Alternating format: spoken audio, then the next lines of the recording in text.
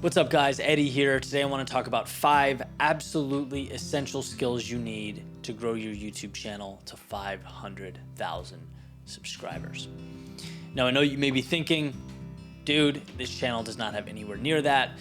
This is a brand new project, right? But my main channel has well over 600,000.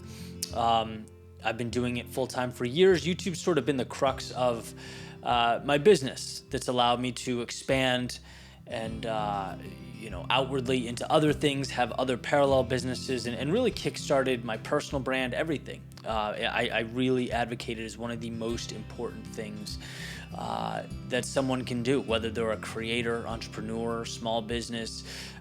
YouTube is where it's at. So going back in time, if I could give myself 5 skills, or at least explain the necessary 5 skills to excel on the platform, these would be them. So without further ado, I'm going to start with number 1, unrelenting consistency. And I say unrelenting because it's not always easy to be consistent, right? It sounds good on paper. It's like, yeah, you show up, maybe Wednesday's your video day. Every Wednesday you're releasing a video, but then life gets in the way, right? And that's the thing people don't take into account. New projects are always exciting. They're always fun. But then video 1, 2, 3, and 4 comes out, you don't have 1 million views, right? You don't have the traction that you want. And you start asking, like, is this worth it? That's when people stop. And to win, you have to absolutely unequivocally know, yes, this is where I should be. I'm putting a video out. Doesn't mean you're not learning, adapting, adjusting, growing. You're doing all those things, but if you're committed, you know the answer is yes. And in fact, the most important thing I did was decide to go all in on posting, on the consistency. And I say that because there were some hard times, right? If you look at the trajectory of the views on my channel, for example, they didn't pop until years into the channel. There were times where financially I was hurting or I was nervous. But the question was never, well, should I keep posting? The question was, no, I have to post. I have to create a video for next week. What do I need to do to support that, right? So I don't want to go on and on, but that truly is the mindset and the framing that I believe is required to win on this platform. You're gonna have days when you put out a video and it's exciting and you're happy and your idea and message just connected. Doesn't matter. You gotta post the next video.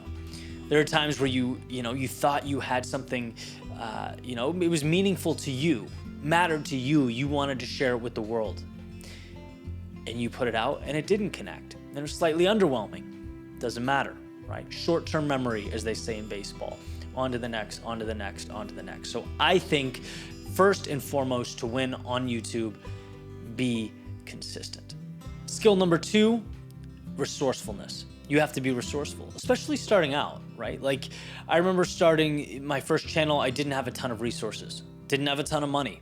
It was make do with what you have. But there's this simple idea that I came to cling to, and it never steered me wrong. Everything you need, you have, right? There's always a way to get done what you need to do with the resources and tools at your disposal. So for me, on my channel, I write speeches, but they're more than speeches. They're stories. They're cinematic. They're like little movies, right? And so starting out, I didn't have the money to license a song. I didn't have the money to have beautiful stock footage library subscriptions or hire videographers. I just didn't have any of that. So what was I doing? I had a little bit of expertise in music, so I was composing some background stuff. I was taking my camera out and just walking around the city, seeing what footage I could collect. I was writing my own speeches. I learned how to edit audio, just simple stuff, taking out the breaths, adjusting for volume. And I would create this video. And it was sloppy at first, but it got better and better and better and better until it got to the point where I could start outsourcing some of that stuff. So don't be afraid to get your hands dirty. Don't be afraid to try things, to learn things, to be a jack of all trades, at least at first. That's what's required to get a business or a channel off the ground. And then as you grow, you sort of earn the luxury of being able to outsource the things that other people can do, and you can focus on the vital things, right? But it's a process. So everything you need right now, you have. You don't need the expensive tech. You don't need 20 employees. You don't need any of this stuff. Starting out, just get the ball rolling and know that you're capable of that. Be resourceful. Skill number 3 is engaging storytelling. This is everything. This is a very, very critical skill to have for the simple reason that people are not pragmatic. We're not practical in nature. We're emotional. Right? We see the world through story. Everything around us, we interpret through the stories that we tell ourselves. And that's important because we need to connect with people through the stories that we tell, our own experiences, right? Living in our own authenticity. I had one of the most important conversations I've ever had was with a coach for a book proposal I was writing years ago. And he talked to me about earning the tell. And there's a very simple idea, whether you're creating a video, writing a book, an article, whatever.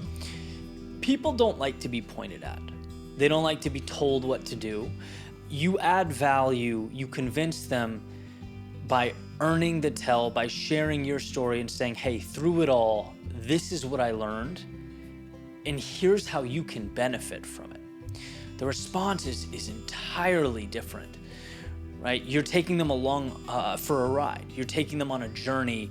You're not saying this is the way to do things. I heard Alex Hormozi say something pretty similar in a keynote that he gave talking about new creators and how, again, the tendency is for people to point, to tell. And it's even worse when you're starting out because the reality is when you start something, you don't know enough to be able to teach it a lot of the time, right? You're just not a subject matter expert yet. Sometimes, depending on the situation, but not all the time, right? And so what people really value is instead of that finger pointing, it's come with me on my adventure. I'm gonna go in this. I'm going to immerse myself in this, and you can join me. You can watch my wins, you can watch my losses, you can take the pieces that are valuable to you and inject them into your life. So it's cultivating story, it's creating something meaningful that you can then share with the audience. I do that on my channel every single video I release. It's a story about my life, whether I won, whether I got my ass kicked, what it meant to me, and hey, here's what it could mean for you. That method of storytelling has been highly effective, and I'd recommend everyone keep that front and center. Stories make the world go round. Skill number 4, balancing what I call the heart and the brain. And this is something that I've improved on, but it hasn't gone away. It's not something that, you figure out and you never have to worry about it again, right?